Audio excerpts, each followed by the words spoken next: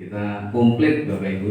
Kita komplit paketnya, ada dari SMP, dari SD, dari TK, semua punya pengalaman pulang sekolah, abal-abal kepala sekolah yang keberangas ini.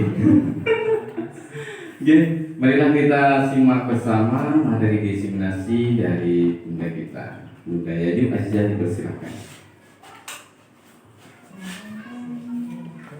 Assalamualaikum warahmatullahi wabarakatuh. Waalaikumsalam warahmatullahi wabarakatuh. Kepada yang terhormat Ibu Evi Farida Agustina selaku pengajar praktik, yang kami hormati Bapak Kepala Sekolah SD Negeri 3 Kebun beserta Bapak Ibu peserta diseminasi pada siang hari ini.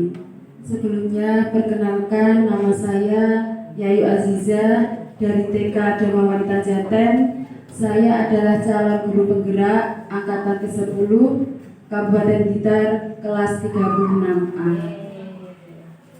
Di sini saya akan berbagi praktek baik tentang materi budaya positif dengan kebutuhan dasar manusia, yang mana dengan memahami kebutuhan dasar manusia itu akan mempermudah kita untuk menerapkan budaya positif di sekolah kita.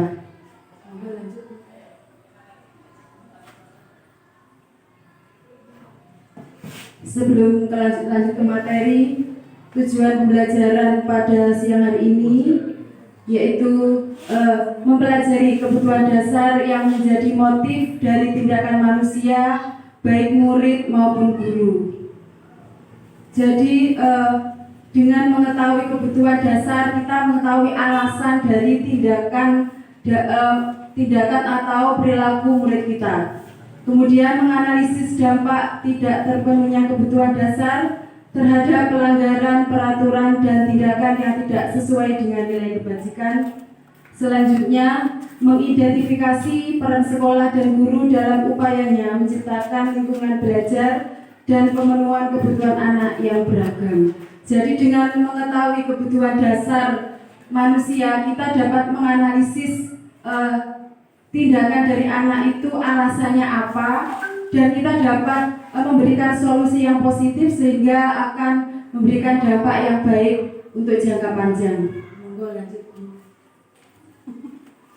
Sebelum ke materi ini ada pertanyaan pemantik untuk membantu mengaitkan pemahaman kita tentang kebutuhan dasar manusia. Pemantiknya berupa soal cerita. Ibu Andi, guru wali kelas B di TK Dharma Wanita Jaten, sedang bingung menghadapi ulah salah satu murid di kelasnya, yaitu Tony. Beberapa anak di kelas B telah lapor dan mengeluhkan bahwa Tony seringkali meminta bekal makan siang mereka dengan paksa. Jika Anda menghadapi situasi seperti Ibu Andi, apa yang akan Anda lakukan? Menurut Anda, kira-kira apa alasan Tony melakukan itu? Nah, untuk jawabannya kita banding dulu. Mari kita pelajari tentang kebutuhan dasar manusia. Nanti semuanya akan terjawab. Kebutuhan dasar manusia merupakan seluruh tindakan manusia memiliki tujuan tertentu. Pastinya tujuan itu mengacu pada kebutuhan dasar yang mereka butuhkan. Semua usaha terbaik kita untuk mendapatkan apa yang kita inginkan. Ketika mendapatkan apa yang kita inginkan, sebetulnya kita sedang memenuhi satu atau lebih dari kebutuhan dasar kita. Menurut Dr. Glaser, ada 5 kebutuhan dasar manusia, yaitu kebutuhan untuk bertahan hidup atau survival, kebutuhan kasih sayang dan rasa diterima atau love and belonging, kebebasan atau freedom, kesenangan, fun, dan penguasaan atau power. Ini ada bagan, Bu, bahwa kebutuhan dasar manusia itu yang utama adalah bertahan hidup, kemudian kasih sayang dan rasa diterima, penguasaan, kebebasan, dan kesenangan.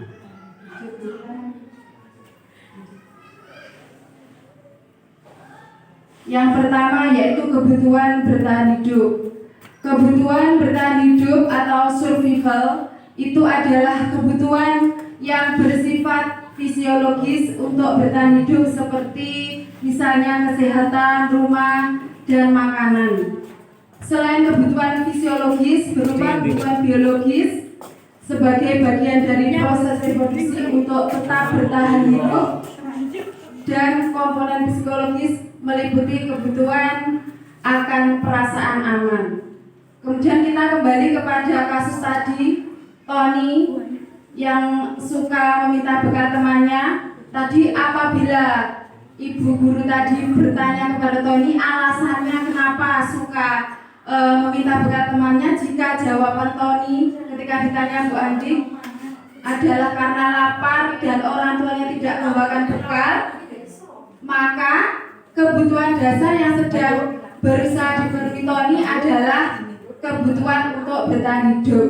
Jadi berbagai alasan ya Bu. Kalau kita tanya ketika menjawab karena ibunya lupa tidak membawakan bekal, berarti sebenarnya Tony tadi melakukan hal itu karena ingin memenuhi kebutuhan dasarnya akan kebutuhan bertahan hidup. Seperti itu. Selanjutnya yang kedua yaitu kebutuhan kasih sayang dan rasa diterima atau kebutuhan untuk diterima. Kebutuhan ini dan tiga berikutnya adalah kebutuhan psikologis. Jadi kebutuhan yang tidak tampak atau perasaan, bersifat perasaan.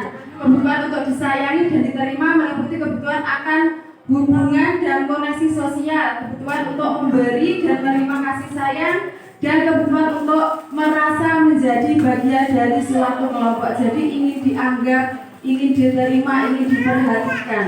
Jadi apabila Tony tadi ketika ditanya itu alasannya mengambil bekal temannya karena dia merasa senang temannya jadi memperhatikan Tony, ya. Kancane temannya itu lapor kepada bu gurunya, kemudian bu gurunya lapor kepada ibunya. Tony di sekolah itu sering membuat ulah seperti ini. Berarti Tony itu kebutuhannya adalah kebutuhan kurang kasih sayang. Berarti seperti itu. Jadi dia butuh perhatian. Makanya di sekolah dia melakukan hal seperti itu, melakukan tindakan yang melanggar peraturan.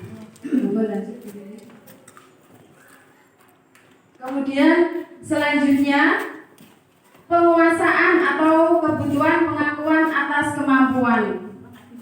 Kebutuhan ini berhubungan dengan kekuatan untuk mencapai sesuatu, menjadi kompeten, menjadi terampil, diakui atau berprestasi, dan keterampilan kita didengarkan dan memiliki rasa harga diri. Kebutuhan ini meliputi keinginan untuk dianggap berharga, bisa membuat perbedaan, diakui, dihormati, dan keinginan untuk meninggalkan pengaruh. Nah, kita kembali lagi ke kasus tadi. Jika jawaban Tony, dia merasa hebat karena temannya jadi takut, berarti Tony itu kebutuhan akan penguasaannya kurang, sehingga dia berulah, ya, mengganggu temannya. Ketika temannya merasa takut, dia merasa puas karena dia memenuhi kebutuhan dasarnya yang berupa ingin mendapatkan kekuasaan, seperti itu. Selanjutnya yaitu kebebasan atau kebutuhan akan pilihan. Kebutuhan ini, kebutuhan untuk bebas adalah kebutuhan akan kemandirian, otonomi, memiliki pilihan dan mampu mengendalikan arah hidup seseorang. Anak-anak dengan kebutuhan kebebasan tinggi menginginkan pilihan. Mereka perlu banyak bergerak, suka mencoba-coba, tidak terlalu terpengaruh dengan orang lain. Dari kasusnya Tony tadi, apabila jawabannya dia merasa bosan dengan bekal makanan dari ibunya, ingin mencoba-coba milik temannya, maka kebutuhan dasarnya yang belum terpenuhi tadi yaitu tentang kebebasan. Dia ingin bebas mencicipi bekal temannya.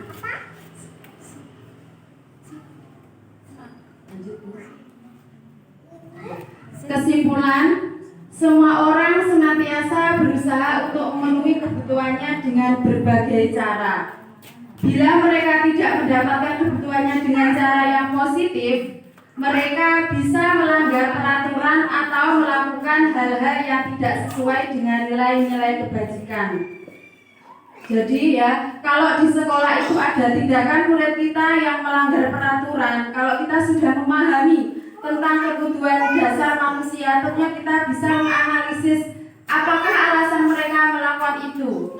Ketika kita mengetahui alasan mereka, kemudian bisa memenuhi kebutuhan dasar mereka, akhirnya kita bisa membantu mereka mencari solusi atas masalah mereka. Akhirnya untuk jangka panjangnya kita akan memberikan pengalaman baru, memberikan pengajaran kepada mereka agar mereka bisa memahami tentang budaya positif yang dilakukan selama dia belajar. Misalnya sebagai guru, tugas kita mengarahkan, memberi peluang kepada murid untuk memenuhi kebutuhan dasar mereka. Misalnya apabila di sekolah itu ada anak yang secara akademik itu sudah lebih, mungkin yang lain yang belum memiliki kelebihan di bidang akademik mungkin akan merasa minder. Nah, kita bisa mengalihkan apakah talenta yang dia miliki, misalnya di bidang olahraga atau keterampilannya lain, jadi dia tidak merasa minder. Akhirnya kebutuhan dasarnya itu terpenuhi. Akhirnya dia akan menjadi manusia yang hebat dan sukses. Nah, Dr. Glaser menyatakan bahwa kapasitas untuk berubah ada di dalam diri kita. Jika mengidentifikasi kebutuhan apa yang mendorong perilaku kita, maka perubahan perilaku positif dapat dimulai dengan mencari solusi untuk memenuhi kebutuhan tertentu dengan cara yang positif. Jika penanganan kita salah, maka mungkin saja nanti akan membawa pengaruh yang buruk bagi dia. Mungkin dia akan merasa tertekan atau mentalnya akan menjadi rusak dan sebagainya. Demikian Bu pemaparan dari saya, ada kurang lebihnya mohon maaf. Kami akhiri, wassalamualaikum warahmatullahi wabarakatuh.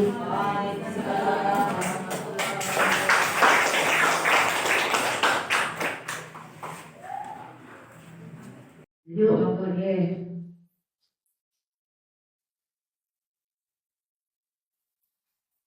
Terima kasih dan waktu yang diberikan kepada saya. Kalau pengalaman saya TK mendisiplinkan anak itu butuh kesabaran, karena anak itu kan masih semaunya sendiri, masih sulit diajak komunikasi. Jadi kita kalau mendisiplinkan itu harus mendengarkan apa dulu keinginannya, menuruti apa keinginannya dulu, kemudian kita harus ekstra sabar. Setelah biasanya anak kan menangis, kalau kita beri agak keras itu menangis, kemudian kita redam emosinya dulu, kemudian kita beri nasihat pelan-pelan. Setelah dia merasa senang atau merasa enjoy, baru dia bisa dengan mudah kita disiplinkan. Gitu Bu Erna. Terima kasih. Terima kasih Bu Yandu. Perkataan singkat tadi dari anak TK ya Bapak Ibu. Jadi kita harus ngomong, menuntun, ya, menuntun apa maunya dulu lah. Nanti lama-kelamaan mau mengikuti apa yang kita harapkan. Dan jadi menuntun sesuai dengan filosofi Ki Hajar Dewantara, menuntun anak. Lanjut ya, ini menurut Ki Hajar Dewantara itu di mana ada kemerdekaan, di situ ada disiplin yang kuat. Sesungguhnya disiplin itu bersifat self disiplin, yaitu kita sendiri yang mewajibkan diri kita dengan sekeras-kerasnya. Tetapi itu sama saja, sebab jika kita tidak cakap melakukan self disiplin, wajiblah bagi penguasa lain untuk mendisiplinkan kita. Jadi menurut Ki Hajar Dewantara, disiplin itu sebenarnya itu timbul dan seharusnya timbul dari diri kita sendiri, jangan dari orang lain. Kalau timbul dari diri sendiri, maka itu akan bagaimana ya, sesuai dengan hati nurani kita. Jadi tidak ada orang lain atau pihak lain yang akan mendisiplinkan kita. Nah, Bapak Ibu, ya itu jadi untuk menuju merdeka, anak yang merdeka itu melalui tahapan-tahapan harus disiplin diri yang kuat. Menuju anak yang merdeka dalam pembelajaran itu harus melalui disiplin yang kuat. Nah, disiplin yang kuat ini harus dimotivasi internal. Motivasi internal itu motivasi dari dalam diri anak sendiri. Dan kalau kita jangan motivasi yang eksternal. Mengapa kok ada Bapak Ibu?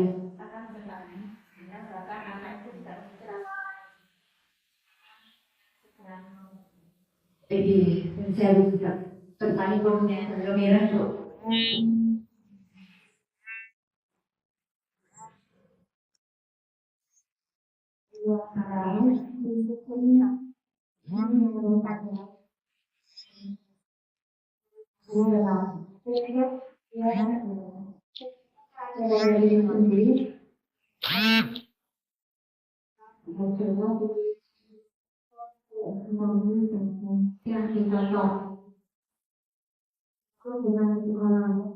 Dia karena memiliki rasa tanggung jawab, saya ke sekolah dan saya harus kurang memperoleh ilmu. Dia akan berangkat lebih awal, dia akan mengerjakan tugas-tugasnya sesuai dengan kesepakatan yang ada di sekolah tersebut. Itu Bu. Terima kasih Bu, kasih aplaus. Terus saya ikut dari aja saling ini. Aku sering tepang Bu. Ya, jadi motivasi internal itu sangat bagus sekali untuk anak-anak ya. Kalau motivasi eksternal, sebagai contoh dengan diiming-imingi dapat hadiah, ya dapat hadiah, dapat apa. Jadi motivasi eksternal itu seandainya hadiahnya sudah habis, ya kembali lagi. Kata dia. Jadi kalau disiplin motivasi internal itu kan sudah dari hati nuraninya sendiri anak tersebut. Jadi uang spek sudah merekat, sudah ya, jadi tidak tergoyah dengan seandainya hadiahnya habis, baik itu terus berlaku terus yang motivasi internal. Nah, Bapak Ibu ya, belajar. Orang yang memiliki disiplin diri berarti mereka bisa bertanggung jawab terhadap apa yang dilakukan mereka berdasarkan tindakan mereka pada nilai-nilai kebajikan universal.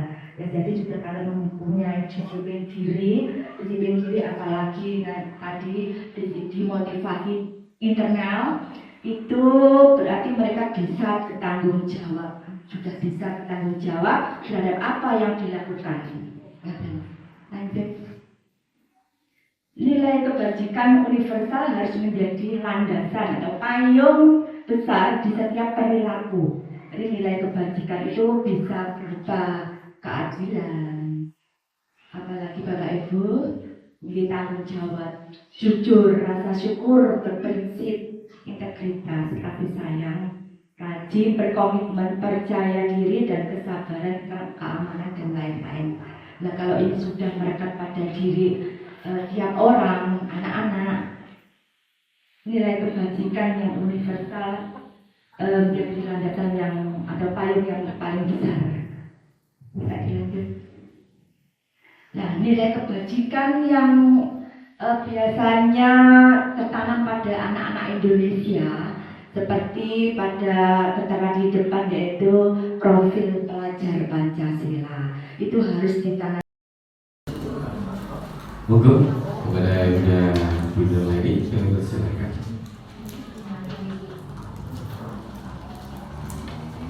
Baiklah, terima kasih atas waktunya. Assalamualaikum warahmatullahi wabarakatuh. Waalaikumsalam warahmatullahi wabarakatuh. Sehat semuanya, ya, Bapak Ibu. Di sini saya perkenalkan sedikit tentang teman saya Dwi Nur Laili, calon guru penggerak angkatan 10 kelas 036A dari Kabupaten Blitar.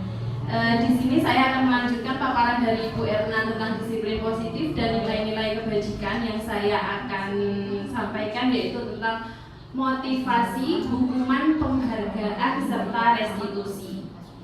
Bapak Ibu sekalian, yang sebelum kita membahas tentang motivasi, sebagai seorang pendidik tentu kita di sekolah-sekolah itu mengalami beberapa hal terkait murid-murid kita atau terkait kita sendiri.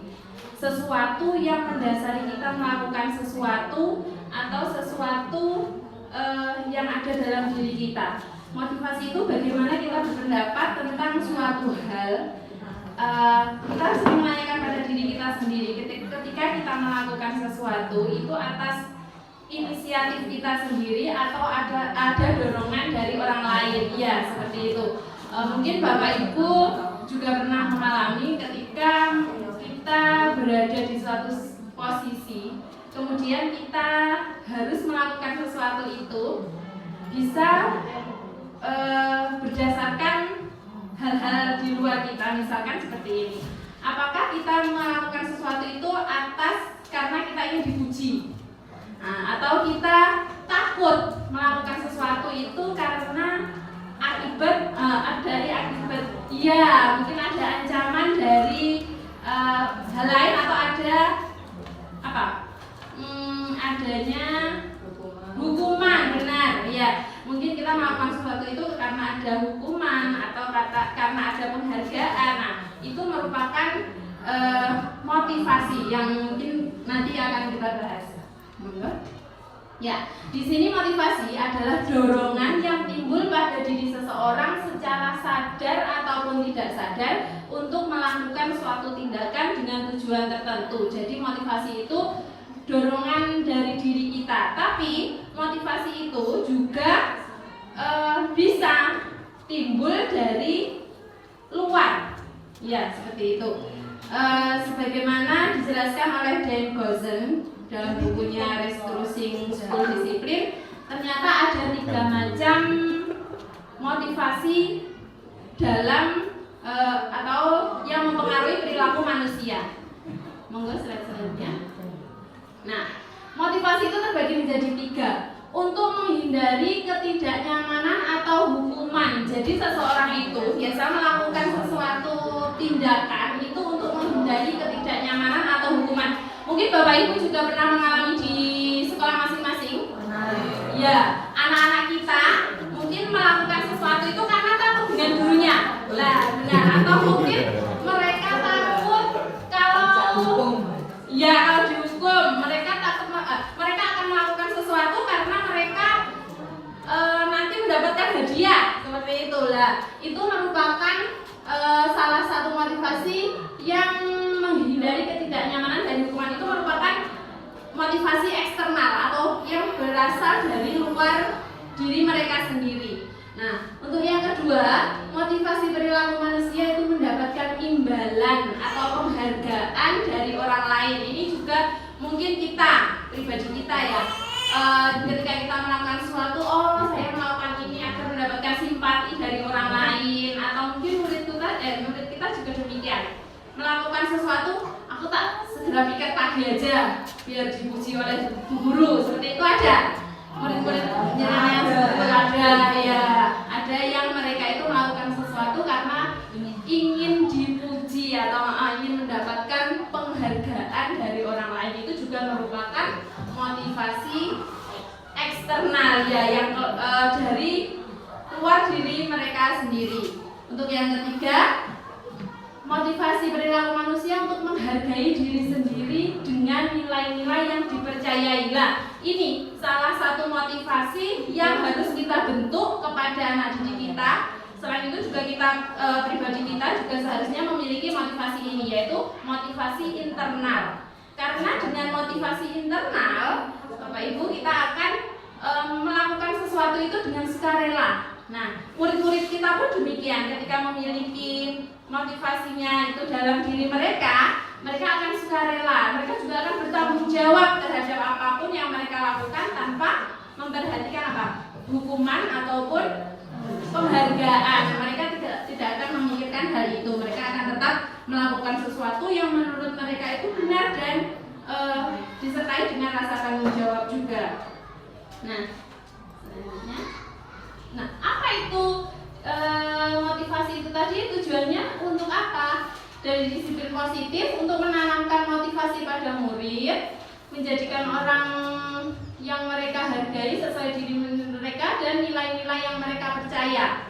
Ketika murid-murid itu memiliki motivasi dari dalam diri atau intrinsik, itu akan memiliki dampak panjang. Jadi ketika mereka itu nanti memiliki motivasi yang eksternal dari luar, seperti mereka mengharapkan penghargaan, ya, itu merupakan motivasi yang memiliki dampak jangka pendek. Ketika mereka sudah tidak menerima hadiah, apa yang terjadi?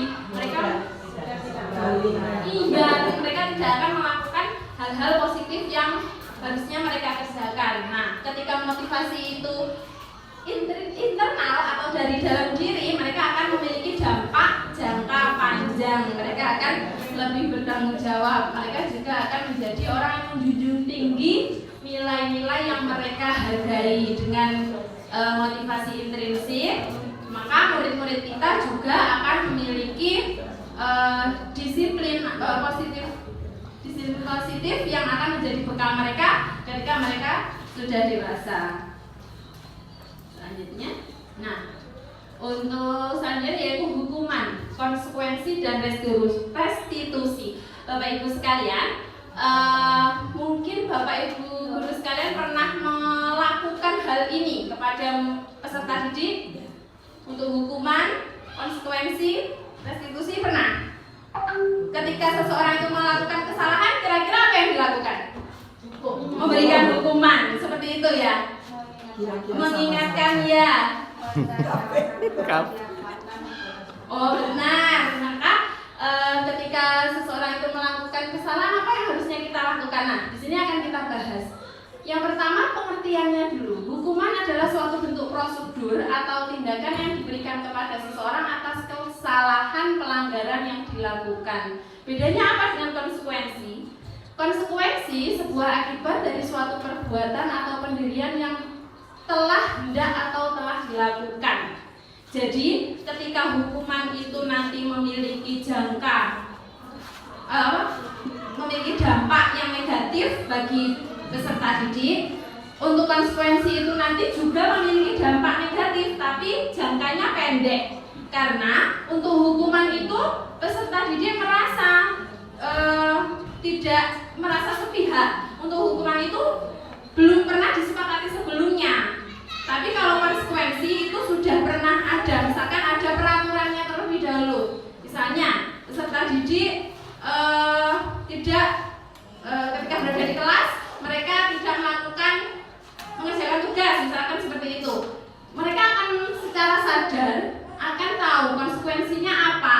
Nah, jadi ketika mereka melakukan kesalahan, mereka juga akan tahu akibat apa yang akan mereka dapatkan. Untuk konsekuensi seperti itu. Tapi kalau hukuman itu nanti mereka sepihak, mereka akan memiliki dampak yang negatif.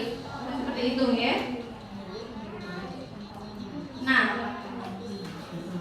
Bapak Ibu, untuk restitusi adalah proses menciptakan kondisi bagi murid untuk memperbaiki kesalahan serta proses mencari solusi. Nah, di sini perbedaan antara hukuman, konsekuensi, dan restitusi. Selanjutnya, nah di sini ya Bapak Ibu. Nah, ketika seseorang itu melakukan hukuman, itu nanti ketika kita mendengar kata-kata hukuman, itu yang terlintas dari Bapak Ibu apa? Sesuatu yang negatif.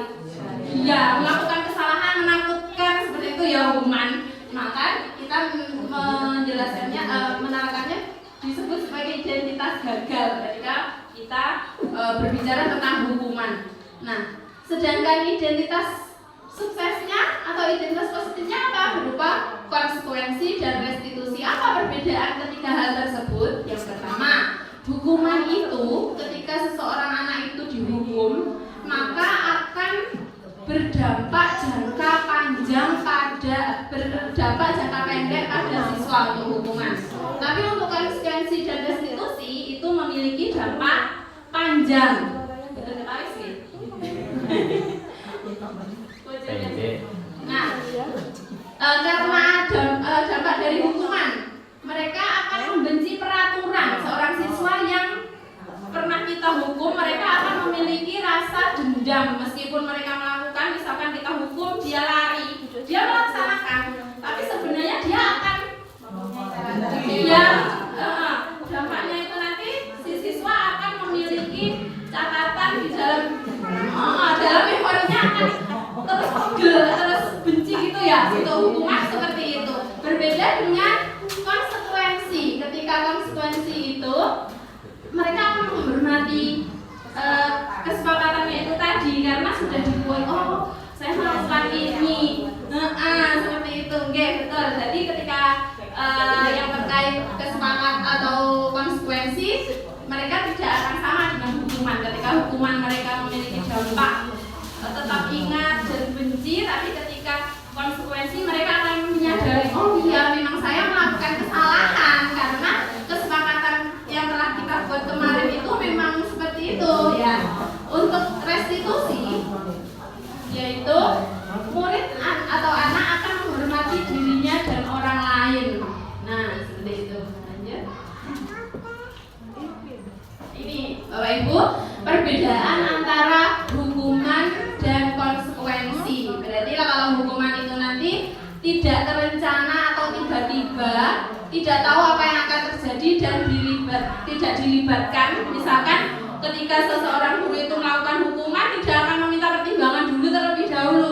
Sampai mau tak kapaknya seperti itu. Hukuman mereka tidak mendapatkan kesempatan. Tapi kalau konsekuensi berbeda. Sudah terencana atau sudah disepakati dan sudah dibahas, maka ketika seorang anak didik itu mendapatkan konsekuensi, maka mereka akan melaksanakannya karena mereka telah menyepakati sebelumnya. Pada hukuman itu satu arah, pihak guru memberikan dan murid hanya menerima. Jadi ketika hukuman itu mereka merasa sebagai korban, ngoten nggih, hukuman. Tapi kalau konsekuensi mereka punya dua arah atau kesepakatan yang telah dibuat tadi. Umumnya konsekuensi itu dibuat oleh pihak guru dan murid sudah mengetahui sebelumnya konsekuensi yang diterima bila ada pelanggarannya. Untuk hukumannya yang diberikan bisa berupa fisik atau psikis, ya. Untuk konsekuensi, murid tidak dibuat tidak nyaman untuk jangka waktu pendek. Sebenarnya ketika konsekuensi itu mereka juga akan menerima akibat, tapi mereka memiliki jangka pendek, tidak akan karena mereka tahu tadi konsekuensi itu nanti ada kesepakatan sebelumnya. Lanjut. Nah, selanjutnya dihukum oleh penghargaan. Kok bisa? Penghargaan itu kok bisa menghukum? Terus nih Bapak Ibu ada yang bisa menjelaskan kenapa kok penghargaan kok menghukum? Harusnya penghargaan itu kan membuat seseorang itu rasa senang, bahagia, kata nggih? Kenapa kok penghargaan itu dihukum oleh penghargaan? Seperti ini ya. Nah, Alfikon itu mengemukakan penghargaan maupun hukuman adalah cara-cara mengontrol perilaku seseorang yang menghancurkan potensi untuk pembelajaran yang sesungguhnya. Menurut Kohn, secara ideal tindakan belajar itu sendiri adalah penghargaan yang sesungguhnya. Jadi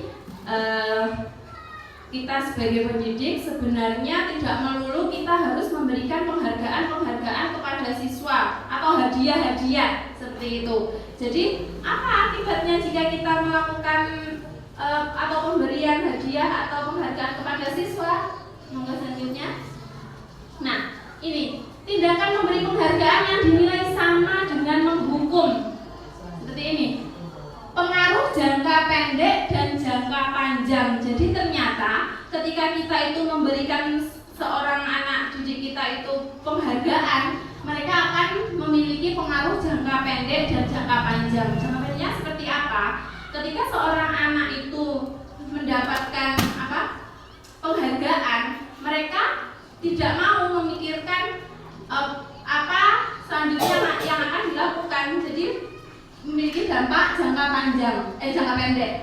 Penghargaan juga tidak akan efektif ketika sesuatu itu dilakukan tanpa kesadaran diri, karena mereka itu nanti akan memburu atau mengejar imbalan. Mereka tidak akan fokus pada diri mereka sendiri. Semua saya kerjakan karena mendapatkan penghargaan. Mereka itu tidak akan efektif. Yang ketiga, penghargaan itu merusak hubungan. Kok bisa, Bu? Kok bisa penghargaan itu merusak hubungan? Misalkan ya, ketika kita berada di dalam kelas, ada anak yang pandai, ada anak yang kurang pandai. Ketika kita sebagai guru ya, kita memberikan penghargaan kepada anak yang pandai, anak yang kurang pandai itu nanti apa yang mereka rasakan? Seperti itu. Jadi hubungan antara si pandai dan kurang pandai itu tadi tidak akan harmonis ketika bisa menyebabkan ketidakharmonisan antara peserta didik kita jika kita memberikan penghargaan seperti itu. Makanya merusak hubungan pertemanan karena kita lebih memihak si pandai dari yang kurang pandai seperti itu. Yang selanjutnya, penghargaan juga mengurangi ketepatan. Misalkan kita menghendaki seorang peserta didik kita itu pembelajaran yang kita tuju menjadikan anak mandiri seperti itu. Tapi ketika kita memberikan penghargaan, maka siswa itu nanti akan cenderung ke penghargaannya, tidak akan melatih dirinya sendiri untuk menjadi seorang anak yang mandiri seperti itu. Penghargaan juga menurunkan kualitas, mematikan kreativitas. Ketika anak didik kita itu tetap mempertimbangkan atau pinginnya itu penghargaan, kreativitas mereka juga akan menurun atau mungkin mematikan. Mereka sudah tidak bisa berpikir lagi tentang hal-hal baru yang ada di otak mereka karena mereka sudah fokus ke penghargaannya, mendapatkan hadiahnya. Jadi mereka tidak bisa berkembang secara maksimal. Penghargaan itu menghukum. Jadi ketika kita memberikan sesuatu penghargaan itu sebenarnya menghukum karena tidak bisa membuat seorang anak itu menjadi pribadinya sendiri. Motivasi dalam diri atau intrinsik seharusnya penghargaan itu kita wujudkan untuk yang ada dalam diri anak sendiri. Selanjutnya, nah, ciri-ciri restitusi. Restitusi bukan untuk menebus kesalahan, namun untuk belajar dari kesalahan. Jadi restitusi itu yang ada dalam diri anak kita, atau restitusi itu juga tadi kita dijelaskan bahwa restitusi itu adalah dorongan dalam diri seorang anak untuk menyelesaikan masalah yang ada. Restitusi untuk memperbaiki hubungan. Jika tadi penghargaan yang menghukum tadi itu merusak hubungan, dalam restitusi justru akan diperbaiki di sini. Restitusi adalah tawaran, bukan paksaan. Jadi mereka akan melakukan sesuatu itu dengan sukarela. Restitusi itu menuntun untuk melihat ke dalam diri. Jadi sebagai seorang guru, kita harusnya melakukan hal-hal ini ya. Menuntun untuk mencapai siswa yang kita inginkan. Restitusi juga mencari kebutuhan dasar yang mendasari tindakan. Jadi ketika seseorang itu nanti melakukan kesalahan, kita melakukan restitusi ini Bapak Ibu. Jadi kita mendalami apa sebenarnya alasan dia melakukan kesalahan ya. Terus kita juga mencari tahu bagaimana solusinya. Kita akan melakukan diskusi dengan si anak yang melakukan kesalahan seperti itu. Jadi kita tidak buru-buru langsung menghukum satu arah yang akan memberikan dampak buruk atau mereka akan selalu ingat. Tapi ketika restitusi kita akan melakukan sesuatu itu dari hati ke hati. Lanjut. Selanjutnya restitusi itu fokus pada karakter bukan tindakan. Jadi kita membentuk seseorang itu melalui restitusi ini. Kita akan menggali potensi siswa itu seperti apa. Kita akan mengetahui apa yang mereka inginkan. Dengan restitusi kita bisa berdiskusi. Fokus pada solusi juga, tidak langsung menjudge atau menghakimi bahwa mereka salah. Dalam restitusi kita bisa ngobrol bareng atau fokus pada solusi apa seharusnya. Kalau kamu sudah melakukan hal ini, kira-kira apa yang harus kamu lakukan? membuatmu bisa menyelesaikan masalah ini pada restitusi, kita akan belajar mendidik anak untuk bisa menyelesaikan masalahnya sendiri. Nah, restitusi mengembalikan murid yang berbuat salah pada kelompoknya. Jadi mereka akan sadar, oh ternyata perbuatan saya ini salah. Oh, ini memiliki dampak yang buruk. Oh, kita akan mencoba untuk bagaimana biar hal ini tidak saya lakukan lagi, seperti itu. Ya. Restitusi diri adalah cara yang paling baik untuk mengubah kebiasaan. Nah, seperti itu ya. Baik, Bapak Ibu, demikian untuk presentasi saya tentang motivasi, hukuman, dan penghargaan. Untuk tanya jawab nanti di sesi terakhir, kata ya. Baik, dari saya cukupkan sekian. Wassalamualaikum warahmatullahi wabarakatuh.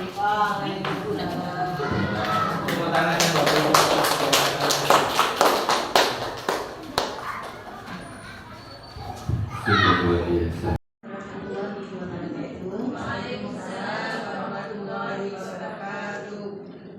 Perkenalkan, nama saya Ani Kurniawati dari TK Dharma Wanita Salam. Ini berarti Pulau Tasik, adik kelas ibu kalian dengan Tasik juga. Dan ini pulau besar Pak. Dan ini sedanten guru-guru SD memiliki, ada juga guru SMP. Saya dari TK sungguh luar biasa sekali. Terima kasih atas waktunya dia menempatkan di sini. Nah, di sini saya akan menyampaikan tentang keyakinan kelas. Pertama, coba dari ibu-ibu, mungkin ibu bapak ada yang mau tentang keyakinan kelas itu nggak bu? Keyakinan real bu? Keyakinan itu apa sih? Mungkin ada. Kesepakatan boleh. Kepercayaan, oke. Keyakinan. Ya, keyakinan itu apa sih? Keyakinan, kepercayaan loh nih Pak ya, boleh. Kesepakatan Ibu ya, oke. Lanjut. Jadi tadi di seminasi yang pertama itu ada tentang disiplin positif dan nilai-nilai kebajikan. Nah, nilai-nilai kebajikan ini, nilai-nilai kebajikan itu sudah kita ambil yang universal tadi ya Bu, contohnya ada yang di program pelajar Pancasila. Jadi keyakinan yaitu nilai-nilai kebajikan universal yang disepakati. Nah, secara tersirat berarti tersurat juga, tertulis berarti ya, lepas dari latar belakang suku, negara, bahasa maupun agama. Karena nilai-nilai kebajikan kan banyak Ibu ya. Jadi ini sudah diambil yang universal saja, yang umum kan. Ya. Lanjut. Nah, sekarang kira-kira mengapa sekarang bahasanya niku keyakinan Bu? Bukan kesepakatan atau peraturan kelas. Menurut panjenengan bagaimana?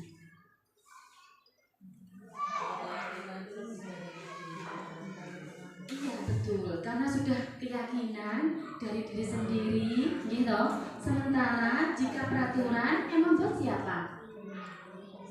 Satu pihak saja, ya, gitu. Jadi sekarang itu keyakinan Bu, karena jika keyakinan itu nilai-nilai kebajikan ini tadi sudah ditanamkan ke anak, gitu, sudah yakin oh ternyata mandiri itu seperti ini, tanggung jawab seperti ini, anak sudah diyakinkan tentang nilai-nilai tersebut, maka nantinya anak akan sudah ringan menjalani tentang keyakinan kelas ini nanti, sehingga nanti terbentuknya ke disiplin positifnya tadi. Monggo lanjut. Nah itu tadi ya, karena equal seseorang akan lebih tergerak dan bersemangat untuk menjalankan keyakinannya daripada hanya sekedar mengikuti serangkaian peraturan. Sama dengan murid-murid Bu, peraturannya apa? Mandiriku apa?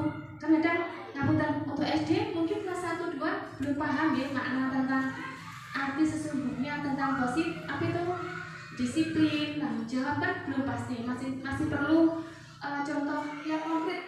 Kan untuk kelas 2 ya, mungkin di atasnya sudah bisa paham. Oke lanjut Bu. Nah di sini ada pembentukan keyakinan kelas. Yang pertama yaitu bersifat lebih abstrak daripada peraturan. Jadi nanti keyakinan kelas itu disusun, dibentuk, tidak usah terlalu rumit, terlalu ribet ngoten nggih. Secara abstrak jadi sudah umumnya saja, jadi anak-anak nanti sudah bisa tahu. Yang kedua yaitu pernyataan-pernyataan universal, jadi sudah kata-katanya umum, sudah bisa dipahami anak. Yang ketiga dibuat dalam bentuk positif, dalam bentuk kalimat yang positif. Jadi mungkin ada kata-kata dilarang berlari diganti berjalan. Jadi kata-katanya yang positif, jangan kata dilarang atau tidak boleh. Harusnya kata-kata yang positif. Yang keempat tidak terlalu banyak. Jadi nanti di keyakinan kelas itu disusun hanya kurang dari 10 sudah cukup. Nanti jadi anak-anak sudah tahu apa yang akan diperbuat. Yang selanjutnya yaitu dapat diterapkan di lingkungan. Jadi nanti kesepakatan keyakinan kelas itu dibentuk yang bisa diterapkan di kelas panjenengan itu tadi bersama anak. Selanjutnya, semua warga kelas hendaknya ikut berkontribusi. Jadi nanti anak-anak bisa diajak musyawarah Bu, untuk musyawarah dalam membentuk keyakinan kelas di kelas masing-masing. Selanjutnya, meninjau kembali keyakinan kelas dari waktu ke waktu. Jadi mungkin ada tambahan nilai-nilai kebajikan yang akan ditambahkan atau dikurangi, bisa. Lanjut. Kemudian setelah itu kita akan membentuk prosedur pembentukan keyakinan kelas. Ini ibu bapak ibu sudah praktek ya, menerapkan keyakinan kelas di kelasnya masing-masing.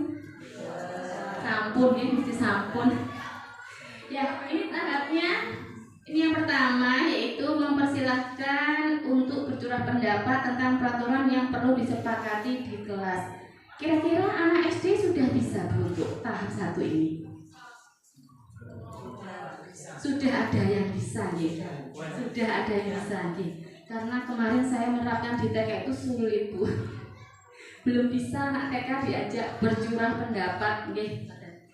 Yang kedua, mencatat semua masukan di papan tulis atau di kertas besar. Jadi seperti pemilihan kepala ketua kelas ya.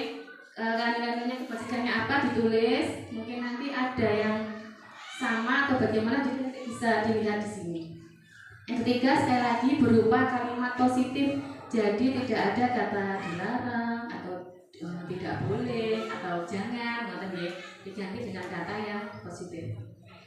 Yang keempat, ini meninjau kembali, dalam artian jika ada nanti ada kata-kata yang sama antara anak satu dengan yang lainnya, jadi ini disamakan. Selanjutnya, sebaiknya keyakinan kelas tidak terlalu banyak, bisa 6 sampai 10, jadi supaya anak itu bisa yang lebih baik memahami dulu, yang sedikit dulu nanti bisa dikembangkan lagi. Selanjutnya, meninjau ulang kesepakatan keyakinan kelas, kemudian anak-anak menyetujui. Jadi setelah dikumpulkan di satu di sini, anak-anak dikasih tahu kira-kira sudah setuju apa belum. Yang terakhir yaitu dilekatkan. Jadi keyakinan kelas itu tadi nanti ditempel di tempat yang bisa, yang gampang dilihat oleh anak. Mungkin di tembok seperti ini. Lanjut untuk yang video. Video di situ di laptop Pak. Bu Lili tadi mana? Ini kemarin saya praktek sedikit tentang keyakinan kelas di TK Bu. Monggo disimak, bisa dikasih saran dan masukan. Ini Bu.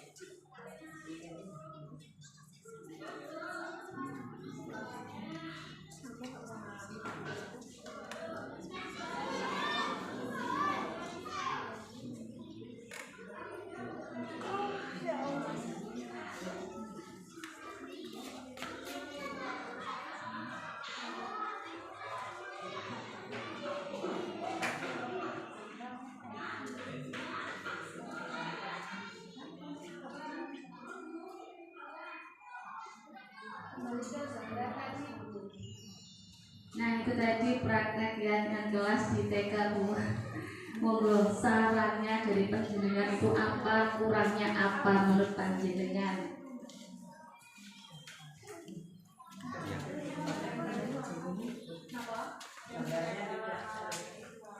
Gambar yang warna-warni apa nih Bu maksudnya? Oh tempel itu namanya Bu, karena KTK tidak bisa tanda tangan. Jadi saya kasih inisiatif penulis nama, kemudian ditempel. Oh, itu yang setuju. Untuk yang setuju, saya setuju semua itu Bu. Alhamdulillah. Iya. Jadi pertama saya kesulitan mengkoordinir anak ya, karena masih TK ya. Yang kedua itu tadi karena poin satu tidak bisa saya lakukan bercurah pendapat musyawarah karena mereka belum bisa ya mengumumkan pendapatnya seperti itu ya. Kemudian ini kok saya nilai sendiri, mau Bu dinilai saya tadi kurangnya apa? Berarti keyakinannya itu dari Bu Anik itu ya yang menentukan. Iya, Karena anak-anak belum belum pendapat. bisa. Mungkin nanti di SD bisa diterapkan ya. Nah, ya. Kemudian satu lagi itu karena masih TK ya Bu. Jadi saya menggunakan nilai-nilai universalnya, kebajikannya itu tidak yang universal, bukan mandiri, bukan tanggung jawab. Karena nanti anak TK masih kesulitan memahami kata-kata seperti itu, ya. Jadi sudah saya tutup poinkan datang tepat waktu. Itu berarti nilai kebajikannya apa Bu? Disiplin. Kemudian menjaga kebersihan kelas. Nanti nilai disiplinnya nilai kebajikannya apa? Kebersihan, kesehatan. Jadi itu sudah langsung saya tulis di situ yang nyata, bukan nilai kebajikan yang universal, bukan karena masih tahap TK. Mungkin nanti di SD bisa diterapkan ya. Terus kemudian untuk tanda tangan menyetujui juga bisa karena anak TK tidak bisa tanda tangan. Jadi saya kasih alternatif menulis di kertas, menulis namanya bahwa sudah setuju untuk melaksanakan kegiatan kelas tersebut. Mungkin nanti ada pertanyaan di akhir sesi ya. Nah, itu tadi diskriminasi yang bisa saya sampaikan tentang keyakinan kelas. Terima kasih atas waktu Bapak Ibu. Wassalamualaikum warahmatullahi wabarakatuh.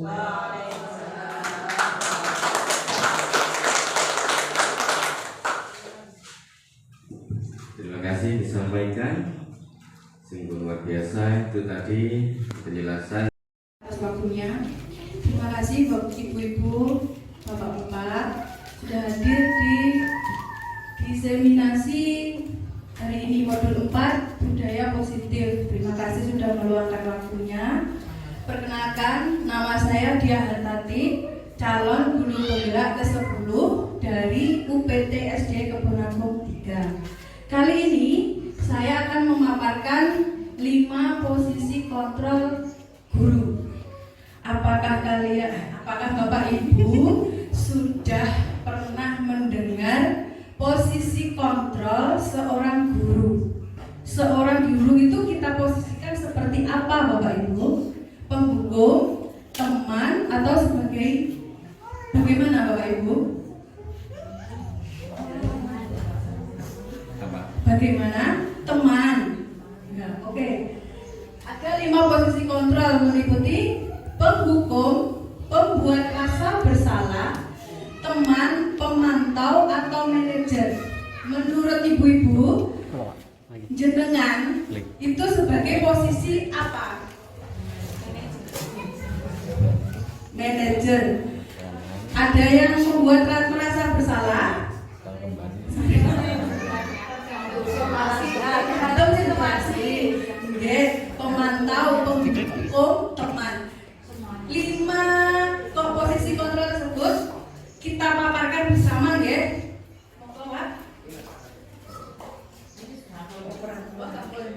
Sebagai penghukum, penghukum itu bagaimana ciri-cirinya?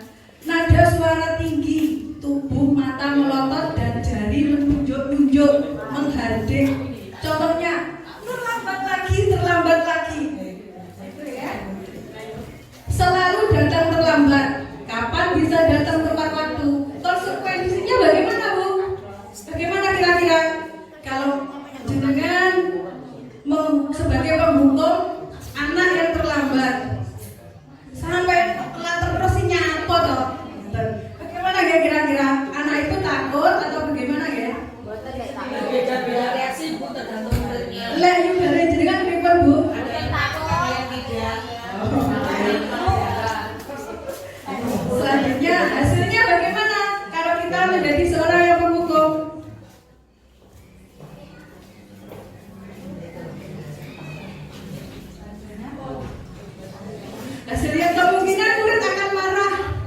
dendam atau bersifat, atau bisa jadi sesudah kembali duduk murid akan mencoret-coret bukunya seperti tadi ya.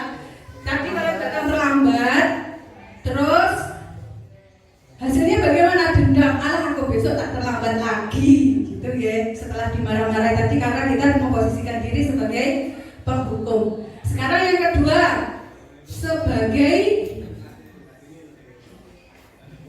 pembuat merasa bersalah. Pada posisi ini biasanya guru akan bersuara lebih lembut. Pembuat merasa bersalah akan menggunakan keheningan yang membuat orang lain merasa tidak nyaman, bersalah atau rendah diri. Contohnya, berapa kali Bapak harus memberitahu kamu ya, Ibu sangat kecewa dengan kamu. Contohnya, kalau kita mengerjakan PR terus rame nggak mengerjakan, berapa kali sih Ibu sudah bilang kamu ini kok tidak mau mengerjakan, gitu ya. Terus bagaimana dengan kata-kata yang seperti itu? Murid akan merasa seperti apa? Hasilnya akan seperti ini. Murid akan merasa bersalah, merasa telah mengecewakan ibu atau bapak gurunya. Murid akan menjadi orang yang gagal dan tidak sanggup membahagiakan orang lain. Apalagi kalau kita menjadi pembuat merasa bersalah, itu di depan banyak orang. Misalkan kamu ini kok tidak mau mengerjakan PR di hadapan semua teman-temannya, dia akan malu. Murid itu akan malu dan akan merasa sangat bersalah sekali. Selanjutnya posisi yang ketiga, sebagai teman. Nah, sekarang yang Bapak Ibu tadi ungkapkan tadi, kalau kita sebagai guru memposisikan sebagai teman, saya pasti memposisikan sebagai teman itu bagaimana? Sebenarnya menjadi teman itu baik, tapi nih kita lihat, guru pada posisi ini tidak akan menyakiti murid, namun akan tetap berupaya mengontrol murid melalui persuasi. Posisi teman pada guru bisa negatif ataupun positif. Positif di sini berupa hubungan baik yang terjalin antara guru dan murid. Contohnya seperti ini, le sini yo le, karo aku sini lo, duduk-duduk di sini tak kasih jajan gitu. Seperti teman atau kita, nah, itu teman nanti merasa murid tersebut, alah aku boleh jajan, bu dia jajan bu iki pasti diwei jajan gitu. Jadi dia menjaga nih kata istilahnya, ya. Bila kita sebagai seorang teman, hasilnya murid akan merasa senang dan akrab dengan guru. Itu dampak positifnya. Dampak negatif, merasa mengandalkan guru tersebut untuk membantunya. Contoh lagi, kalau misalkan nggak ada PR, terus tidak mengerjakan, alah dia diam aja, nanti dikasih tahu gitu. Itu dampak negatifnya. Nah, sekarang berikutnya posisi kontrol sebagai pemantau. Pemantau itu kita memantau anak didik kita seperti apa. Memantau berarti mengawasi. Pada saat kita mengawasi, kita bertanggung jawab atas perilaku anak. Misalkan kok sering lari-larian di kelas itu bagaimana? Kita pantau apakah di rumah itu tidak punya mainan, apakah di rumah itu selalu bertengkar dengan adiknya. Posisi kita sebagai pemantau itu seperti itu. Orang-orang yang kita awasi berdasarkan pada peraturan dan konsekuensi. Dengan menggunakan sanksi, konsekuensi, kita dapat memisahkan hubungan pribadi kita dengan murid. Bagaimana contohnya? Apa yang telah kamu lakukan? Misalkan disuruh mengerjakan tugas tidak mau. Kalau kamu tidak mau mengerjakan tugas, konsekuensinya seperti apa? Kamu nanti pasti tidak bisa, kamu nanti pasti ketinggalan, seperti itu. Nah, kita sebagai seorang guru, posisi kita sebagai pemantau. Hasilnya, murid memahami konsekuensi yang harus dijalankan karena telah melanggar tersebut. Nah, konsekuensi tidak mengerjakan tugas yang diberikan guru tadi itu seperti apa? Pasti ketinggalan materi materi, pasti ketinggalan tugas. Hasilnya membuat merasa bersalah, murid tetap dibuat tidak nyaman, yaitu dengan harus tinggal di kelas. Akhirnya murid tersebut mengerjakan sendiri. Kan murid tersebut akan merasa bersalah. Wah, aku dikon garap dewe, soale saya tadi ketinggalan. Itu ya. Sekarang terakhir sebagai manajer. Manajer adalah posisi di mana guru berbuat sesuatu bersama murid. Jadi kita menyelesaikan masalah itu bersama-sama dengan murid. Bagaimana mencari solusi seorang anak jika tidak mampu mengerjakan suatu tugas? Kita bagaimana? Kita misalkan ini sudah sekali Bu untuk dikerjakan. Nah, ini loh saya punya cara begini. Ditunjukkan caranya itu ditunjukkan. Jadi kita tidak monoton menyuruh gitu. Tapi kita bersama-sama dengan murid membimbing mereka untuk mengerjakan itu. Fokus pada posisi manajer, suara guru sebaiknya tulus, tidak perlu marah-marah, tidak perlu meninggikan suara, apalagi menunjuk-nunjuk jari ke murid, berkaca pinggang atau bersikap seolah-olah menyesal. Selanjutnya Pak Tabel 5 posisi kontrol. Identitas gagal dilihat bagaimana jika kita seorang penghukum, pembuat merasa bersalah. Guru berbuat seperti itu, menghadik, menunjuk-nunjuk, menyakiti, menyindir. Terus pembuat orang bersalah mengatakan seharusnya ibu kecewa gitu. Terus mengharapkan imbalan, identitas yang berhasil. Bagaimana teman membuatkan alasan-alasan untuk muridnya menghitung dan kalau pemantau menghitung dan mengukur. Identitas yang berhasil menghargai diri sendiri. Manajer. Menurut Bapak Ibu, dari 5 posisi kontrol tersebut sebagai kita seorang guru, mana yang lebih relevan yang kita terapkan di sekolah kita, di kelas kita? Menurut Bapak Ibu?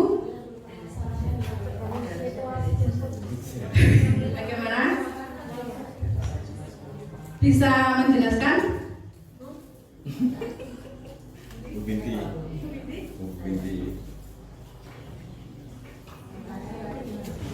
Posisi kita sekolah di kelas menurut 5 posisi kontrol itu, menurut yang paling relevan yang bagaimana? Kalau menurut saya yang seharusnya kita laksanakan sebagai seorang guru adalah yang kelima, Bu, manajer. Mengingat ketika anak-anak melakukan kesalahan, kita ada sesi diskusi. Tadi sudah Bu Dian jelaskan bahwa kalau kita berposisi sebagai manajer, maka anak-anak akan kita tanyai, kenapa melakukan seperti ini, apa alasannya. Terus kita anak-anak mencari solusi. Tindakan apa yang akan kamu lakukan supaya kesalahan tersebut tidak diulangi lagi dan sebagainya. Terima kasih, beri tepuk tangan. Terima kasih Bu. Nah, kalau saya pribadi, saya lebih relevan ke manajer dan pemantau. Kalau saya pemantau, soalnya anak-anak saya kelas 1, jadi butuh sekali pantauan yang lebih dari kelas yang tinggi. Begitu. Ada pertanyaan dari 5 posisi kontrol? Bapak Ibu, ada pertanyaan? Karena waktunya sudah siap. Pertanyaan. Terima kasih atas waktunya. Demikian pemaparan kami, pemaparan saya. Mohon maaf jika ada salah-salah kata. Wassalamualaikum warahmatullahi wabarakatuh.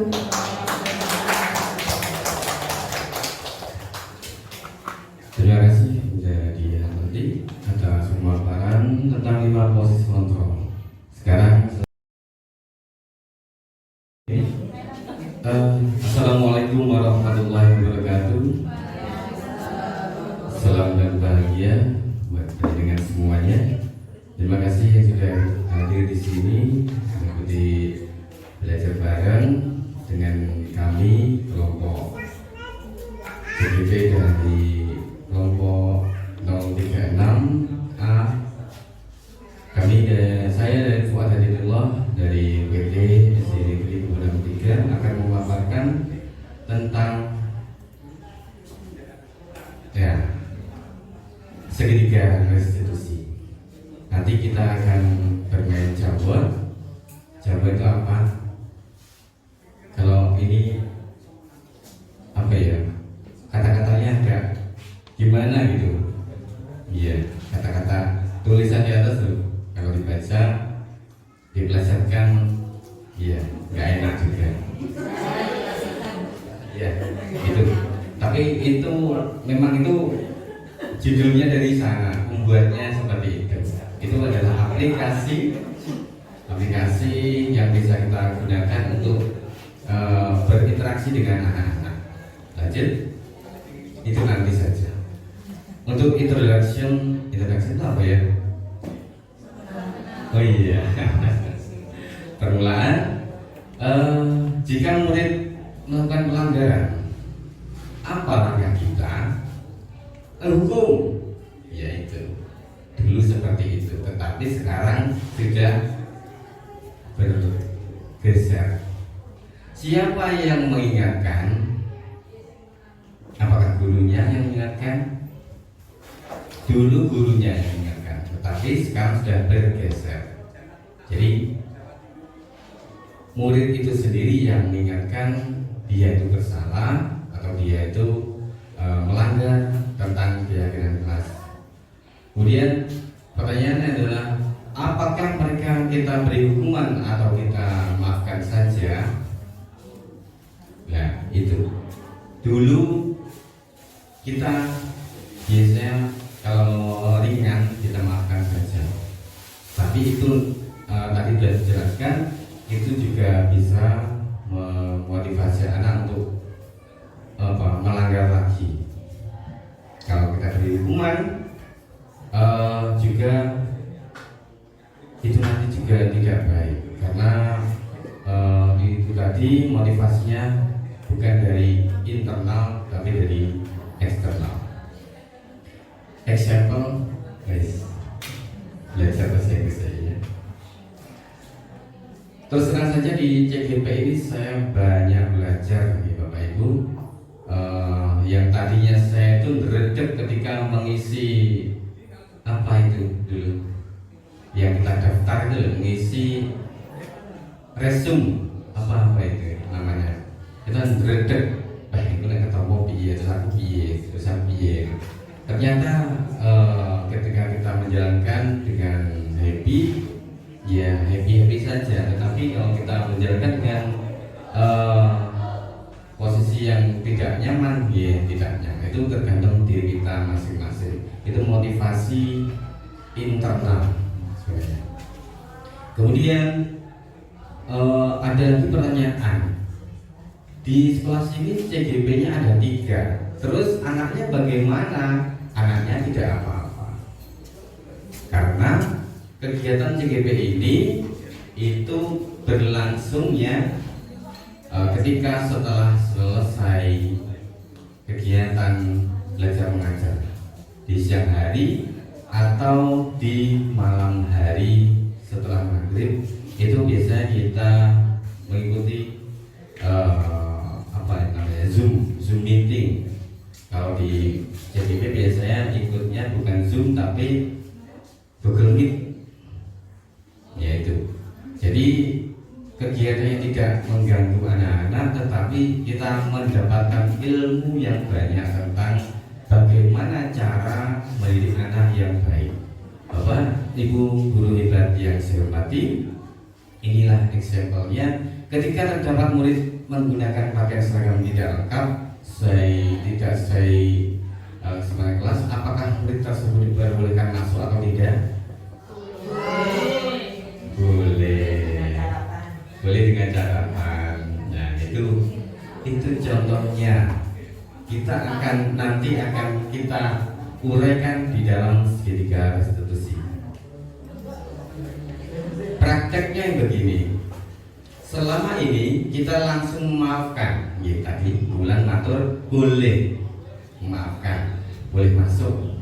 Kemudian dan membiarkan mereka melanjutkan prakteknya tadi atau praktek atau belajarnya atau diomeli yang membuat mereka tidak nyaman.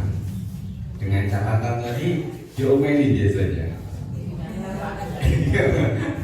Diingatkan dengan nada yang agak keras biasanya dulu.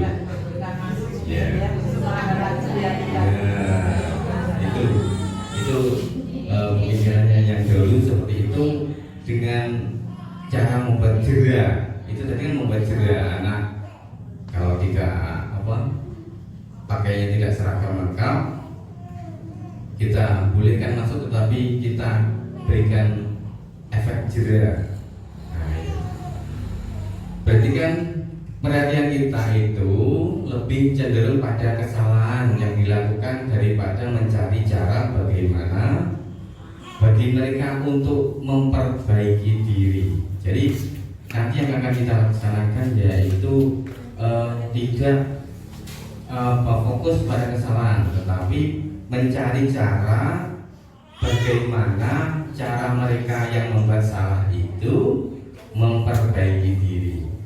Oke, di kelas kita memang unik Bapak Ibu. Dulu waktu loka 1 ya, loka 1 seandainya diajak jika memberikan pengalaman yang menyenangkan juga, karena ada adiknya juga, kita juga berinteraksi dengan adiknya. Kita tidak fokus enggak fokus bagaimana, maksudnya kita itu tidak tegang karena adiknya yang bisa kita ajak guyon gitu. Salah satu cara untuk memperbaiki diri agar terwujud disiplin diri dapat dilakukan melalui segitiga restitusi. Ya, ini segitiga restitusi. Tadi sudah jelaskan proses menciptakan kondisi bagi peserta didik untuk memperbaiki kesalahan mereka sehingga mereka bisa kembali pada kelompok mereka dengan karakter yang lebih kuat. Ini kita garis bawahi yang kembali ke kelompok mereka dengan karakter yang lebih kuat. Ketika anak itu salah, ya, ketika anak itu salah, terus kemudian kita menghukumnya, anak itu ketika kembali ke kelompoknya, ke teman-temannya itu karakternya tidak seperti yang dulu. Anak itu cenderung akan minder atau yang bagaimana, karena anak itu punya perasaan bersalah dan dia itu tidak tahu bagaimana cara memperbaiki dirinya. Itu menurut Gosen. Kemudian tujuan segitiga restitusi ini kita dapat membantu murid menjadi lebih memiliki tujuan disiplin positif serta memulihkan dirinya lebih setelah berbuat salah, ya. Setelah berbuat salah, dia bisa memulihkan dirinya untuk bisa berpikir, untuk bisa tidak melakukan kesalahan itu bagaimana. Penekanannya bukan pada bagaimana perilaku untuk menyenangkan orang lain atau menghindari ketidaknyamanan. Tadi tentang peraturan tadi yang lebih pada itu, karena itu motivasinya menghindari tidak nyaman, karena kalau dia melanggar aturan pasti dia tidak nyaman karena dihukum. Namun tujuannya adalah menjadi orang yang menghargai nilai-nilai kebajikan yang mereka pegang. Jadi tujuan nanti segitiga restitusi ini adalah anak-anak itu bisa menghargai nilai-nilai kebajikan yang telah mereka pegang atau mereka sepakati. Nilai-nilai kebajikan tadi yaitu keyakinan kelas atau kesepakatan kelas, bukan tata tertib lagi namanya, tetapi keyakinan kelas atau nilai-nilai kebajikan. Nilai-nilai kebajikannya contohnya seperti tidak buang sampah atau masuk tepat waktu, tidak ramai, dan lain-lain. Tujuannya yaitu yang lain, yaitu membantu murid untuk jujur pada diri sendiri, mampu refleksi diri. Nah ini refleksi diri yang penting. Jadi murid ini bisa menggali apa yang telah ia lakukan, terus kemudian dari yang telah ia lakukan itu sebagai pedoman bagaimana murid itu nanti untuk melanjutkan atau melaksanakan kegiatannya yang akan datang. Ini refleksi itu seperti itu. Terus kemudian restitusi memberikan penawaran, bukan paksaan, dengan cara diajak ngobrol baik-baik. Kemudian oh iya, S-nya ini, S-nya di ini sudah, S-nya ikut di teh ini. Sangat penting bagi sahabat guru untuk menciptakan kondisi yang membuat murid itu bersedia menyelesaikan masalah dan berbuat lebih baik lagi dengan berkata, semua orang pasti pernah berbuat salah, bukan mengatakan kamu harus lakukan ini, kalau tidak maka kamu akan dihukum dan lain-lain, gitu ya. Jadi kata-katanya dirubah. Semua orang pasti pernah berbuat salah itu baik. Kemudian kita lanjutkan untuk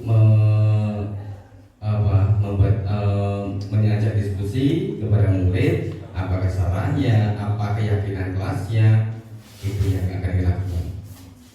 Itu 3 langkah dalam segitiga restitusi, yaitu yang pertama menstabilkan identitas, yang kedua yaitu validasi tindakan yang salah, kemudian menanyakan keyakinan. Keyakinan ini yaitu keyakinan kelas atau kesepakatan kelas. Ini langkah-langkahnya tadi sudah dijelaskan, itu gambarnya. Nilai apa yang paling bawah dulu, menstabilkan identitas. Setiap orang pasti pernah melakukan kesalahan. Kamu bukan satu-satunya yang pernah melakukan ini. Kemudian validasi tindakannya, adakah cara yang lebih efektif untuk mendapatkan apa yang membutuhkan? Tapi kan ada contohnya, ada anak yang mengganggu temannya atau meminta bekal. Nah, itu bisa kita lakukan di sini dengan cara ini. Adakah cara yang lebih efektif untuk mendapatkan apa yang kamu butuhkan? Nah, contohnya tadi sudah bekal, ada cara agar kamu mendapatkan bekal itu bagaimana? Gitu kan bisa kita lakukan. Kamu tentu punya alasan mengapa melakukan hal itu. Itu adalah validasi kebutuhan. Kemudian menanyakan keyakinan. Nilai-nilai apa yang kamu sepakati? Nah ini mengulas kembali tentang keyakinan kelas. Kamu ingin menjadi orang seperti apa? Itu nanti bisa diajak diskusi anak-anaknya yang berbuat salah agar mereka mengerti akan kesalahannya dan cara memperbaiki diri. Kemudian yang pertama yaitu menstabilkan identitas. Contoh kalimatnya, berbuat salah itu tidak apa-apa. Kemudian tidak ada manusia yang sempurna. Saya juga pernah melakukan kesalahan seperti itu. Kita bisa menyelesaikan ini. Bapak Ibu tidak tertarik mencari siapa yang salah, tetapi Bapak Ibu ingin mencari solusi dari permasalahan ini. Kamu berhak merasa begitu. Apakah kamu sedang menjadi teman yang baik buat dirimu sendiri? Itu pertanyaan-pertanyaan yang bisa kita sampaikan untuk menstabilkan identitas anak. Kemudian ini menstabilkan identitas jika anak berbuat salah, maka kebutuhan dasar mereka itu ada yang tidak terpenuhi.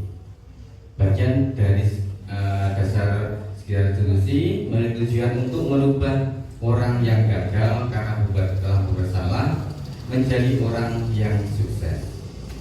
Kita harus mampu meyakinkan mereka dengan mengatakan kalimat seperti ini. Tidak ada manusia yang sempurna. Saya juga pernah melakukan hal seperti itu. Ketika seseorang dalam kondisi emosional, maka otak tidak akan mampu berpikir rasional.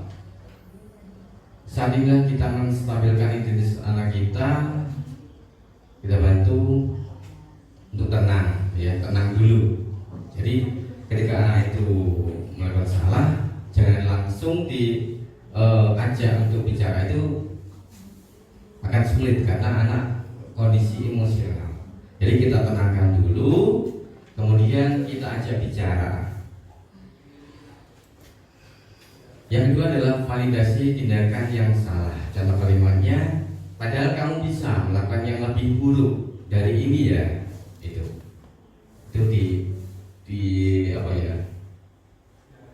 diburukkan lagi.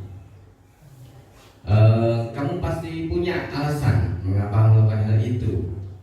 Kamu patut bangga pada diri sendiri karena kamu telah melindungi sesuatu yang penting buatmu. Kamu boleh mempertahankan sikap itu, tapi kamu harus menambahkan sikap yang baru. Kemudian pada langkah yang kedua ini kita harus memahami dan menemukan kebutuhan dasar yang mendasari tindakan anak itu berbuat salah. Itu menurut teori kontrol, semua tindakan manusia baik atau buruk itu pasti memiliki maksud atau tujuan. Jadi kita pahami ketika anak itu berbuat salah, kita cari anak itu apa yang belum didapatkan, atau dia itu mencari kasih sayang, atau dia itu mencari perhatian, atau kurangnya uang saku atau yang lain-lain. Ketika kita menolak anak yang berbuat salah, dia akan tetap dalam masalah. Yang diperlukan adalah kita memahami alasan melakukan hal tersebut sehingga anak merasa dipahami. Jadi kita itu jangan menolak anak yang berbuat salah. Kita dekati, setelah kita dekati, kita ajak bicara baik-baik, kemudian dia paham, sampai paham mengapa anak itu berbuat salah. Kemudian yang ketiga dalam segala diskusi yaitu menanyakan keyakinan. Contoh kalimatnya, apa yang kita percaya sebagai kelas atau keluarga? Apa nilai-nilai umum yang telah kita sepakati? Ini tadi kesepakatan kelas. Apa bayangan kita tentang kelas yang ideal? Nah, kelas yang ideal itu bagaimana? Kelas yang damai, aman, tidak ramai, kelas yang bersih atau yang bagaimana? Kamu mau jadi orang yang seperti apa? Itu cara kita dalam menanyakan tentang keyakinan. Teori kontrol menyatakan bahwa kita pada dasarnya termotivasi secara internal ketika langkah 1 dan langkah 2 sukses dilakukan. Jadi untuk memunculkan motivasi internal itu kita harus melakukan kedua langkah itu. Langkah 1 tadi dan langkah yang kedua. Kemudian setelah kita berhasil dalam 2 langkah itu, maka anak itu siap untuk dihubungkan dengan nilai-nilai yang ada, ya, nilai-nilai kepercayaan, keyakinan kelas yang telah yang sepakati dan berpindah menjadi orang baik, ya. Tadi nilai tadi anaknya yang tidak baik melanggar kemudian menjadi baik. Ini penting penting menanyakan ke anak tentang kehidupan ke depan yang ia inginkan ini. Pasti semua anak itu menginginkan kehidupan ke depan yang lebih baik. Ketika mereka sudah menemukan gambaran masa depannya, guru dapat membantu mereka untuk tetap fokus dalam gambarannya. Ini melalui sekitar institusi kita dapat mewujudkan mereka menjadi murid yang merdeka. Mereka mampu menyelesaikan masalah dengan motivasi internal dan bertanggung jawab terhadap pilihannya. Contoh kasus bisa terbaca Bapak Ibu? Bisa. Dibacakan? Oh, Binti yang membacakan. Benar.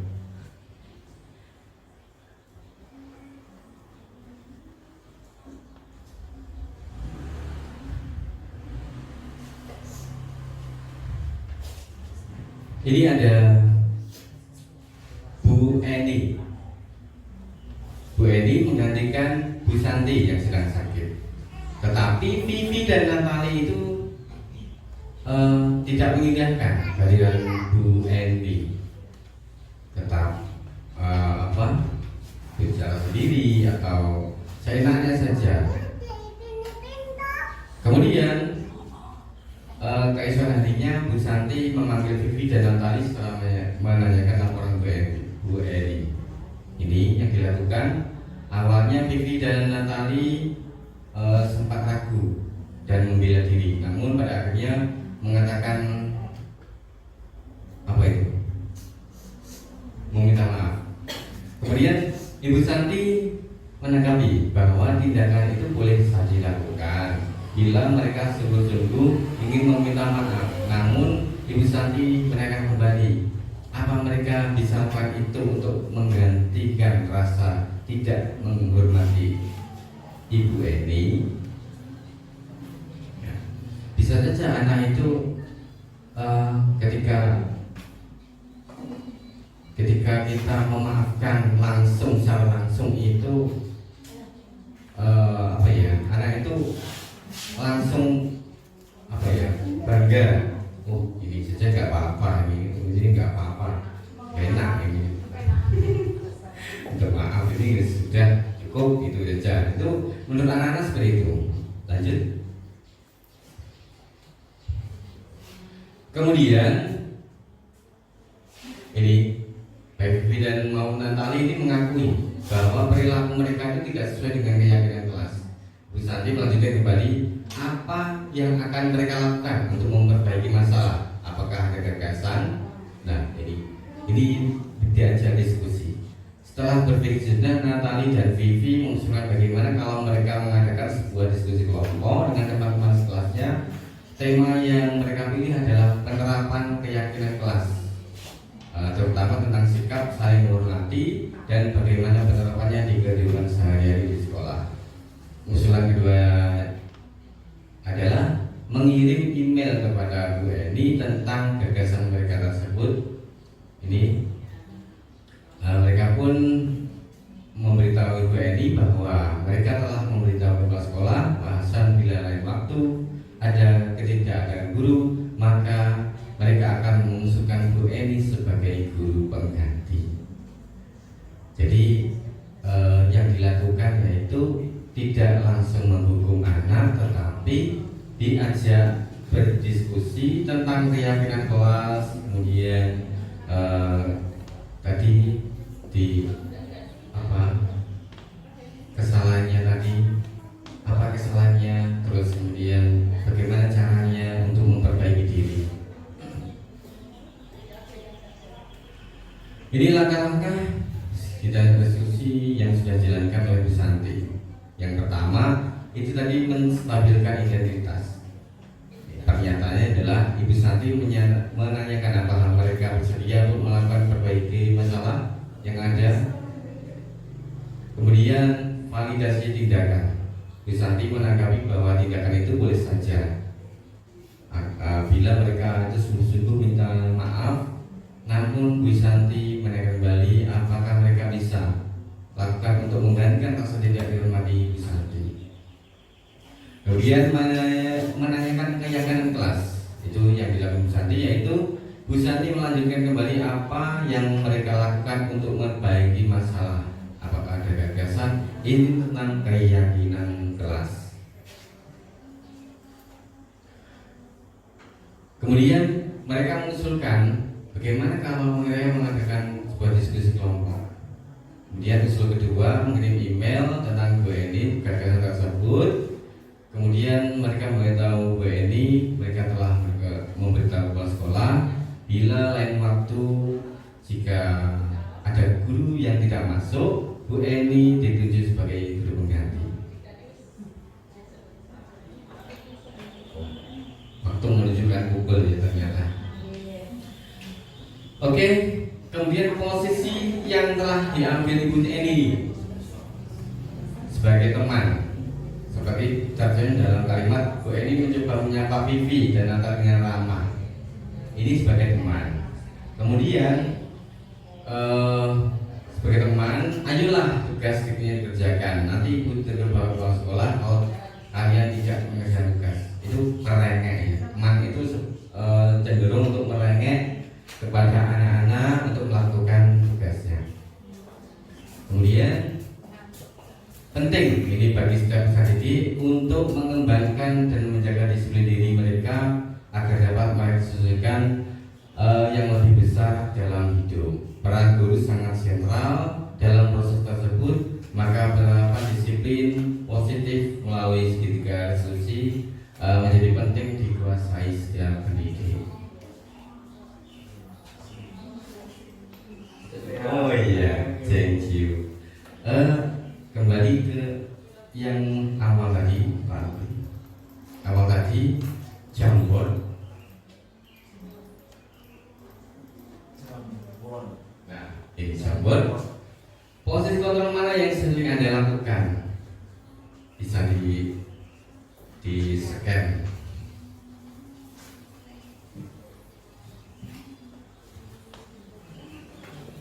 Bisa di scan, punya scan. Kalau tidak itu pakai kamera bisa langsung menyegar foto. Sebenarnya ini sebagai media pembelajaran untuk anak-anak juga bagus agar anak-anak itu lebih aktif.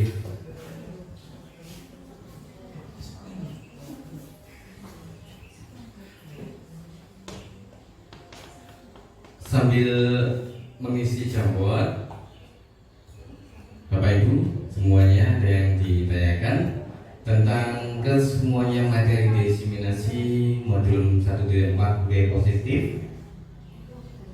Monggo, ada lagi yang ditanyakan tentang yang mana kami mungkin bisa membantu untuk menjawabnya.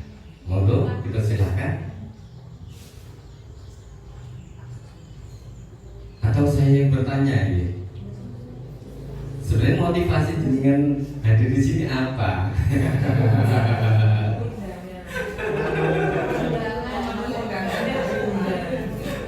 Hanya memenuhi undangan?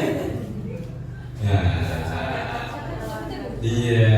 Tadi setelah kita mempelajari itu, kita paham bahwa sebenarnya yang harus kita utamakan yaitu motivasi internal. Setelah motivasi internal, jika kita mendapatkan sertifikat atau yang lain-lain itu adalah bonus. Lah. Monggo foto yang belum dikumpulkan bisa ditaruh di mana Ini foto. Oh, dikasih nama Bu. Ada namanya, fotonya ada namanya gitu, diberikan nama di belakangnya.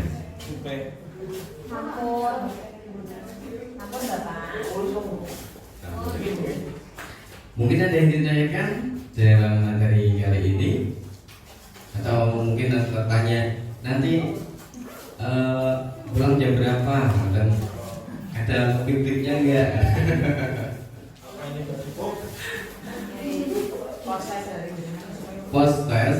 Postasnya nggak ada, Bu. Postasnya nggak ada, hanya pos kontrol yang sering Anda lakukan. nanti kita cek. Posisi kontrolnya tadi ada apa saja tadi? Budi ya? Posisi kontrol, penghukum, pembuat merasa bersalah, teman, pemantau, manajer. Kalau saya itu sering sebagai pembuat merasa bersalah. Itu tapi kalimatnya itu bagus loh. Kalimatnya itu bagus, tetapi itu membuat murid itu merasa bersalah. Tapi kalimatnya itu bagus, bukan kalimat yang kasar sebenarnya. Oh, jadi tidak bisa. Belum dibuka aksesnya ya, maaf. Nanti lama kalau saya mengakses itu ya formalitas saja. Maksudnya ya, sebenarnya bukan itu yang motivasi dari bahasa kita berada di sini. Kita mencari ilmu. Semoga ilmu yang didapatkan bermanfaat khususnya untuk diri kita pribadi, lebih baik lagi untuk anak-anak kita di sekolah. Gitu ya.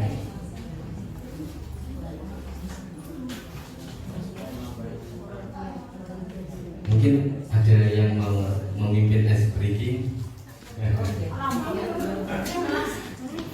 Baik, Bapak Ibu guru yang saya hormati,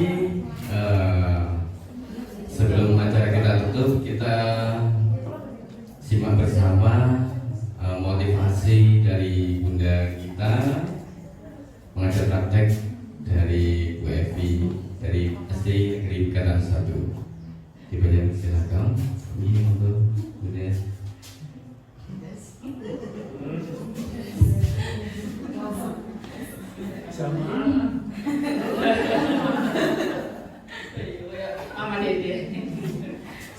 Assalamualaikum warahmatullahi wabarakatuh. Bagaimana Bapak Ibu, masih semangat atau sudah capek? Sudah ngantuk? Anak-anak, hari ini kita membuat keyakinan kelas kita, ya. Anak-anak menginginkan kelasnya bagaimana? Kelasnya rame, opo tenang? Tenang. Jadi kita membuat keyakinan kelas. Kalau sudah ada keyakinan kelas, berarti harus diapakan? Ditaati apa mboten? Ditaati. Diapakan, Cak? Ditaati. Keyakinan kelas itu untuk ditaati, untuk dilaksanakan. Biar kelas kita itu tertib, aman, nyaman, anak-anak bisa belajar dengan baik. Ini Bunda punya gambar tentang sikap yang baik. Sikap yang baik untuk dilaksanakan. Coba ini gambar apa? Pinter, saling menghormati. Anak-anak setuju? Kalau di kelas kita ini saling menghormati? Setuju. Ya, nanti berarti ini keyakinan kelas kita saling menghormati. Kelas kita harus saling menghormati, itu dengan Bunda atau dengan teman-teman ya. Kemudian setelah itu berdoa. Sepakat? Ya. Kita sebelum dan sesudah belajar harus berdoa. Berdoa itu apa toh maksudnya? Kita memohon kepada Allah agar kita diberikan perlindungan, diberikan ilmu yang bermanfaat. Jadi anak-anak harus mengikuti doa dengan baik, dengan tertib. Setuju? Sepakat? Ya. Setelah itu, ini selanjutnya. Oh iya betul, bekerja sama dengan teman. Ini ada anak, gambarnya anak sedang bekerja sama. Setelah bermain, misalnya anak kegiatan selesai, kemudian diberi kesempatan sama Bunda, itu ada sudut pengaman, silahkan bermain. Berarti kalau selesai bermain itu harus bekerja sama, dirapikan. Gitu ya. Alat tulis yang berantakan dirapikan. Siap? Sepakat? Kita saling bekerja sama? Sepakat. Kok enggak jawab? Sepakat apa mboten? Sepakat. Kemudian ini belajar dengan tertib. Anak-anak siap belajar dengan tertib? Belajar dengan tertib itu contohnya apa toh? Lek belajar rame napa mboten? Boleh ganggu temannya napa mboten? Tidak boleh. Berarti itu nanti kita taati ya. Berarti tidak boleh mengganggu temannya. Belajar dengan tertib. Kemudian ini apa? Menjaga kebersihan. Mungkin ban gunting sisa kertasnya jangan dibuang di bawah meja. Dibuang di mana? Di tempat sampah. Ban ngomoti ya dibuang di tempat sampah. Ini anak setuju semuanya. Coba keyakinan kelas kita apa saja tadi? Saling menghormati, kemudian berdoa dengan tertib, kemudian bekerja sama dengan teman, kemudian belajar tertib. Yang terakhir menjaga kebersihan. Nah, nanti tugasnya anak-anak sama Bunda dibagi menjadi 2 kelompok. Jadi anak-anak ini nanti bergabung dengan teman satu kelompok, itu ada 5 anak. Siap ya? Nanti caranya bagaimana? Nanti anak-anak berhitung, misalnya dari Mbak Zita. Coba ini satu kelas ada berapa? Yuk berhitung Mbak Zita. Gantor kan Bu? Terus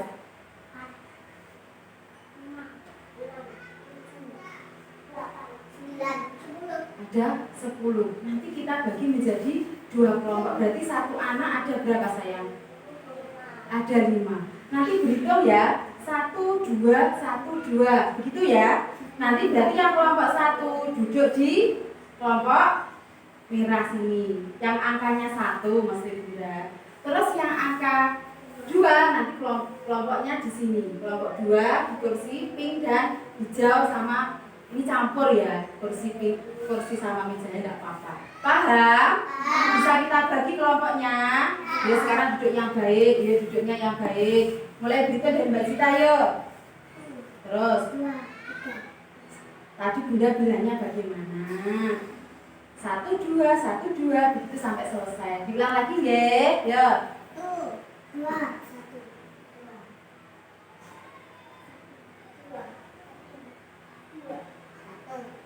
Nah, berarti nanti sudah tahu toh kelompoknya. Berarti yang mengucapkan angka 1 nanti kelompok 1. Yang mengucapkan angka 2 berarti nanti kelompok 2.